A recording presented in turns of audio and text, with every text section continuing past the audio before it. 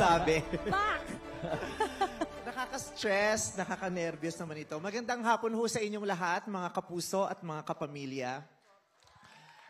Hindi ko alam kung paano magsisimula. Magandang hapon po sa inyong lahat, sa mga kapitapitagan naming mga bosses. Maraming salamat sa mga executives and bosses ng GMA, sa mga bosses namin sa ABS-CBN. Maraming salamat po. Magandang hapon po sa inyong lahat. Ano bang sasabihin ko? Ay, una, maraming salamat po. Maraming salamat sa GMA. Dahil grabe yung pagtanggap nyo talaga sa amin lagi. Nung nagpirmahan po kayo na nandoon kami sa SEDA, that was the first time we were all gathered for a wonderful partnership, yung sa GTV, pagsampa namin sa GTV. Ang sarap-sarap po ng karanasan na yun na ibinigay nyo sa amin. Ang init ng pagtanggap nyo, ang sincero ng pagmamahal nyo, maraming salamat.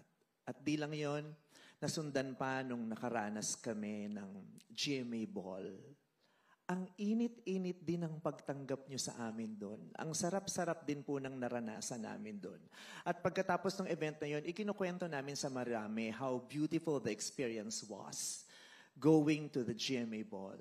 And now, today, isa na namang masarap, mainit at napakagandang karanasan. Maraming salamat po sa inyo. At kami po sa ABS-CBN na nakakaranas ng ganyang pagtrato at pagtingin mula sa inyo, lagi po namin napag-uusapan at hindi nawawala yung laging nabibitawan na, in fairness, ang babait ng mga taga-GMA. Lagi naming nababanggit, ang bait ng mga taga-GMA, ang dali nilang kausap, maayos sila kausap. Kaya sana may susunod pang kontrata, ano po, kasi maayos kayo kausap. Kaya sa ngayon po, nandito kaming lahat, ang mga hosts ng It's Showtime ay naririto po at humaharap sa inyo, sa mga bosses, dahil gusto ho namin kumatok sa mga puso nyo, dahil nalalapit na po ang summer. Hihingi po kami ng solicitation sa inyo. Hindi. Yun, ang bait-bait nyo sa amin, ang laki ng tulong at suportang ibinibigay niyo sa amin. We have been humbly expressing that. Na, syempre, hindi naman lingid sa kaalaman nating lahat kung gaano kasadsad ang isinadsad ng kapamilya.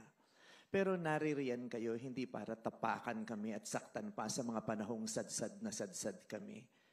Inialay niyo ang mga kamay niyo sa amin para unti-unti kaming makabangon.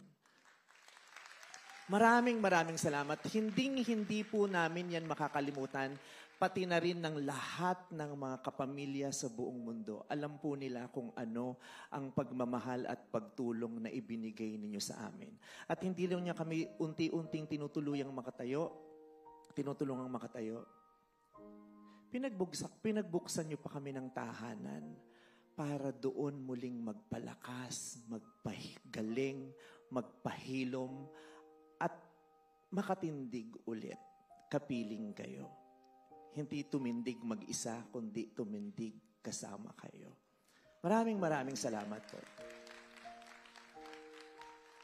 This is just so historic. So iconic. This is mothering. Diba? Iba eh. Kasi, who would have thought? Diba? Who would have thought? Hindi lang naman siguro ako nakaisip no na who would have thought na mangyayari ito? Magsasanib puwersa talaga na magsasama talaga ang ABS at GMA. Kasi nung nasa GTV tayo, parang ano lang yun eh. Parang 1/4, yung gano'n, parang, di ba, yung mga iba, pero yung GMA na, yung Showtime nasa GMA na, di ba, parang gano'n. Parang nung pinapasok tayo sa GTV, parang, nabuksan yung bakuran. Pero nung GMA na, binuksan na talaga yung pinto. Alikas, dito tayo sa sala. Diba? Isinama tayo hanggang sa sala. Ang sarap-sarap lang. Wala siguro nakaisip nun kasi yung GMA at saka ABS, para siyang, alam niyo yung manggamit na 220 at 110 na hindi mo pwedeng pagsamahin kasi sasabog siya. Sabi nila, ang pag-ibig daw nagsisimula sa spark. Pero yung pag-ibig nyo ngayon at pagmamahal nyo sa isa't isa, hindi siya spark, sumasabog siya. At ang daming nakakaranas at nakakadama ng pagsabog nito. Diba, hindi mo maiisip yun, magsasama yung 110 at 220 kasi sasabog siya. Pero posibleng mangyari sa pamamagitan ng isang transformer. Diba? Dahil sa isang transformer, nagkakasundo yung 110 at 220. So, paano nag-connect yung 110 at 220 na GMA at ABS-CBN? Ano ang naging transformer? Hamon. Hamon ang naging transformer kung bakit kayong dalawa ay pinili niyong magsama. This is a transformative event. This is a transformative moment. Hindi ito agad nangyari, pero ngayong nangyayari na ito. This moment has a very strong, a massive transformative purpose. Massive transformative purpose. Kasi sa panahon ito, hindi naman kaila sa ating lahat, ang bigat, ang hirap ng buhay ng mga tahanan ng mga Pilipino. Ang bigat ng buhay ng mga Pilipino. At dahil mas mabigat ang pinagdadaanan ng mga Pilipino, may mas malaking pangangailangan ang bawat pamilya. Bukod sa pangangailangan ng pananalapi, ang daming pangangailangan ng mga pamilya. Pangangailangan sa karagdagang saya, pangangailangan sa tawa, pangangailangan sa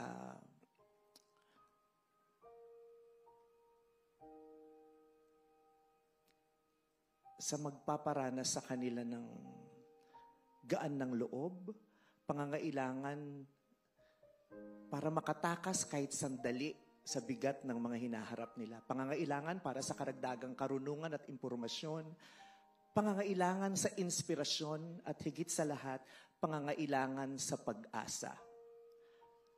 At dahil sa pagsasama niyong dalawa, mas magiging madali iyon na makapagbigay tayo ng karagdagang tawa sa kanila, karagdagang saya, karagdagang impormasyon, karagdagang inspirasyon at pag-asa. Kaya maraming salamat po sa pagpili sa amin. Napakarami niyong pwedeng ibang piliin.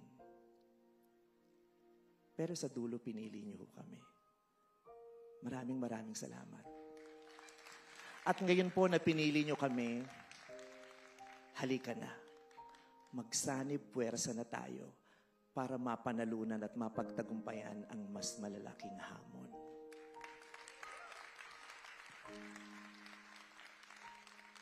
Congratulations to all of us.